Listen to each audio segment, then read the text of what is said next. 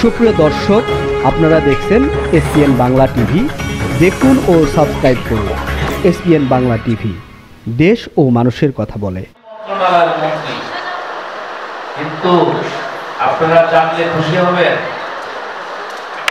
মাননীয় দুইটি মন্ত্রণালয়ের মন্ত্রী থাকা সত্ত্বেও ঢাকা সিটিতে, আমি তাকে ছোট করার জন্য বলছি না, তিনি একজন নীতি ও আদর্শের প্রতীক হিসেবে আপনাদের সামনে বলতে চাই। আজকে যিনি প্রধান অতিথি, তার কিন্তু ঢাকা শহরে একটি হোল্ডিং নাম্বার নাই। কি ভাবছেন বিষয়টিকে?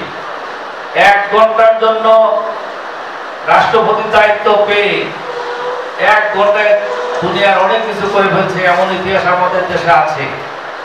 আর তিনি দুইটি মন্ত্রণালয়ের মন্ত্রিত্ব পেয়ে একটি হোল্ডিং নাম্বার করতে পারেনি, ঠিক বললে ঠিক হবে না, চাইলে তো করতে পারতই, কিন্তু করেনি। তার প্রতি কৃতজ্ঞতা জানাচ্ছি।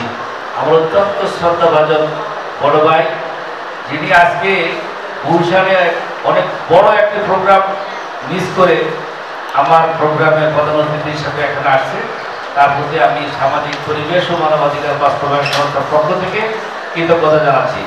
মঞ্চ ভূমিষ্ঠ আছেন আজকের অনুষ্ঠানের প্রধান আলোচক, যার বক্তব্য একটু আগে আপনারা শুনলেন। আমি 2 যুগ যাবৎ লায়ন্স ক্লাব ইন্টারন্যাশনালের সাথে জড়িত। আমি যার হাত ধরে লায়নিজমে প্রবেশ করেছিলাম, তিনি আমার সেই শ্রদ্ধাভাজন গুরুজন ডক্টর এম আলমগীর হোসেন। আপনাদের সামনে আমার আগে যিনি বক্তব্য দিলেন, তাকে আমি গুরু হিসেবে সম্বোধন করি। মঞ্চ উপবিষ্ট আছেন সামাজিক পরিবেশ ও মানবাধিকার বাস্তবায়ন সংস্থার মূল উদ্যোক্তা, সংস্থার মহাসচিব, দৈনিক সকালের সময় পত্রিকার সম্পাদক ও প্রকাশক, আমার স্নেহভাজন ছোট ভাই মোহাম্মদ নূর হাকিম। তার কথাটি না বললেই নয়। তিনি একদিন আমাকে এসে বলল 2003 সালে, বড় ভাই, মানুষের অধিকার প্রতিষ্ঠার জন্য একটি মানবাধিকার বাস্তবায়ন সংস্থা প্রতিষ্ঠা করতে চাই। তার জন্য যত রকমের ব্যয় আছে, আর্থিক ব্যয় বলেন, সময় দেওয়া বলেন, খাটুনি দেওয়া বলেন, যা কিছু বলেন, সব কিছুতে আমি অংশগ্রহণ করব। আমি তার প্রস্তাবে রাজি হয়ে গেলাম এবং তাৎক্ষণিক একটি সংগঠন প্রতিষ্ঠা করার জন্য বসে গেলাম। আপনারা শুনলে খুশি হবেন, মাত্র 7 দিনের মধ্যে, আজকে শুরু করে 7 দিনের মধ্যেই সমাজ সেবা অধিদপ্তর থেকে আমরা নিবন্ধন লাভ করে 2003 সালের 31শে ডিসেম্বর আমাদের এই সংস্থার কার্যক্রম শুরু হলো। আজকে হাঁটি হাঁটি পা করে প্রায় 2 যুগ কাছাকাছি চলে আসছে। কিন্তু আপনারা শুনলে খুশি হবেন, আমরা চেয়ারম্যান মহাসচিব 2 জন, একই পিতার 2টি সন্তানের মতো। আজ পর্যন্ত আমাদের সুসম্পর্ক অটুট রয়েছে। এটাকে আপনারা কিভাবে দেখবেন?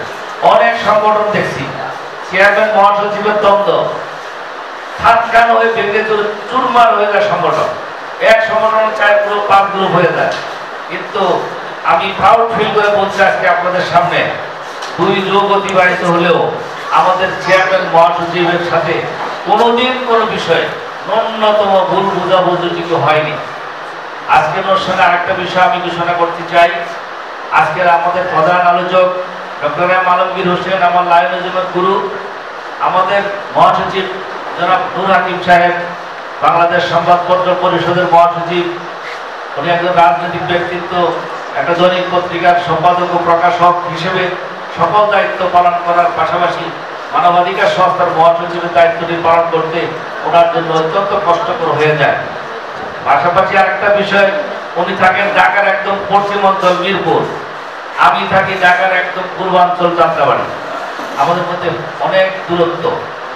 আমাদের কার্যক্রম সুন্দর ও সুষ্ঠুভাবে পরিচালনার জন্য তার সম্মতিক্রমে আমি ডক্টর এম আলমগীর হোসেন সাহেবকে এই থেকে আজকের এই অনুষ্ঠান থেকে শুরু করি আগামী সমাজ সেবা অধিদপ্তরের কমিটি গঠন না হওয়া পর্যন্ত ভারপ্রাপ্ত মহাসচিব হিসেবে দায়িত্ব পালন করার জন্য বিনীতভাবে অনুরোধ করছি।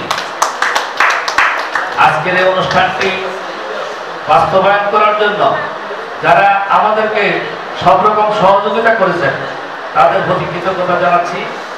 10টা থেকে এই পর্যন্ত আপনারা ক্ষুধার্ত অবস্থায় অত্যন্ত ধৈর্য সহকারে আমাদের এই সংগঠনের কার্যক্রম এবং মানুষের অধিকার প্রতিষ্ঠা করার আন্দোলনের বিষয়ে বক্তব্য শুনেছেন, এজন্য আপনাদেরকে কৃতজ্ঞতা জানাচ্ছি।